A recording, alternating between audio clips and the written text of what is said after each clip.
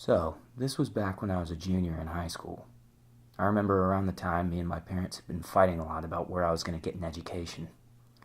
It seemed like there was an argument every night, over and over and over again. Eventually I caved. They were paying for the education, so I felt like they had the ultimate say in what the education was going to be. I was going to major in something like business or a STEM field, and minor in art. So at some point later on, I think it was a Friday night, I'd just gotten home from practice and my parents were a no-show. Checked my phone and I saw they'd left me a text. They said they'd gone out for dinner at the Four Seasons without me. Classy. I didn't mind them doing this at this point.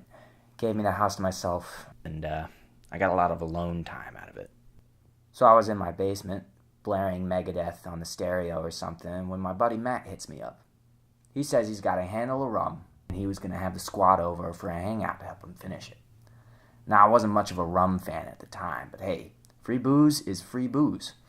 So I hop in the car and I head over. So I remember it was getting on in the night. I was getting pretty sauced, and I got a phone call from my mom. Now it's just like, nah, great. I gotta explain where I am and all that stuff. I just eventually just picked the phone up because I was like, you gotta bite the bullet sometime. So I pick up the phone, and I says into the phone, Hey, Mama Luca, what's crack-a-lackin'? My mom says, equally inebriated, Jake. Who was this guy? Who was he? He was that one guy in the movie about the animals. And, I'm like, Dr. Doolittle? And she says, nah. The other one. The one where he's a man who turns into the animals, and there's this other movie about him being, this male gigolo. Who is this guy? And so I'm obviously relieved that she's not calling me to get my ass home.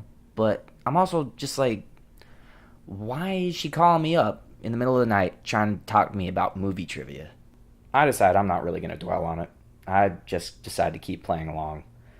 So I say to her, is it Rob Schneider? She says, that's it. And she hangs up on me. She doesn't say anything more of it. And I don't think anything more of it. People do weird stuff like that all the time when they're drunk. So, especially with my parents, not that out of the ordinary. So the next morning, I wake up on my buddy's couch. I pack it in and I head home. I just had a massive hangover. I immediately ran to a toilet in blue chunks. And judging by the sound of no one at all reacting to this, I could tell that my parents had hangovers that were just as bad as mine. And I think that's pretty much how the Saturday after that night went, was everyone just spent the whole day in their bed nursing their hangovers. And, I don't think I even spoke to my parents until the next day. So it was Sunday night, and my parents and I were getting ready for dinner. We were all gathered around the table, and my mom looks over to me. She says, Jake, you remember that phone call I sent you on Friday? And I looked at her and I remembered, oh yeah. Something about Rob Schneider. So my mom explains that they had happened to run into the living legend, Rob hecking Schneider. So they tell me they had drinks with Rob Schneider that night. And then he talked them into letting me study art. My future as an artist had been secured by one of the worst actors in Hollywood. So, my mind is reeling. I'm having a lot thrown at me right now. Not only am I going to school for art, but I'm finding out that the worst actor in Hollywood convinced my parents to let me study art. What was Rob Schneider doing in a Four Seasons in Philadelphia when he lives on the other side of the country? Why would he waste his time talking to the parents of some kid he did not know and convince them that kid needed to be an artist? Of all people, why was it Rob Schneider that convinced his parents and not his teachers? None of it made sense, but I guess Rob is just that nice of a guy.